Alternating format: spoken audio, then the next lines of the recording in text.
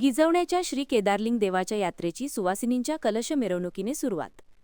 गिजवणे तालुका गडहिंग्लज येथील श्री केदारलिंग देवाच्या यात्रेची सुरुवात सुवासिनींच्या कलश मिरवणुकीने झाली. यावेळी श्री केदारलिंग यात्रा कमिटीचे अध्यक्ष बाबासाहेब पाटील खातेदार व यात्रा कमिटीचे सर्व पंच, हकदार, मानकरी व ग्रामस्थ मोठ्या संख्येने उपस्थित होते. यावेळी महाप्रसाद वाटप करण्यात आला. बुधवारी 1 एप्रिल रोजी सायंकाळी दंडवत, रात्री कोल्हापूर येथील ऑर्केस्ट्राचे आयोजन केले आहे. गुरुवारी 2 रोजी सकाळी देवास अभिषेक व नैवेद्य व भर यात्रा आहे. याच दिवशी सकाळी हातात कासरा धरून बैल पळविणे स्पर्धा होणार आहे. याकरिता 3,000खालील बक्षिसे आहेत. पाडा बैलगाडी शर्यतीसाठी 7,000खालील, घोडागाडी शर्यतीकरिता 7,000खालील, जनरल बैलगाडी शर्यतीसाठी 11,000खालील बक्षिसे देण्यात येणार आहेत. सायंकाळी 5 वाजता श्री देवाची पालखी भेट व नाटकाचे आयोजन केले आहे.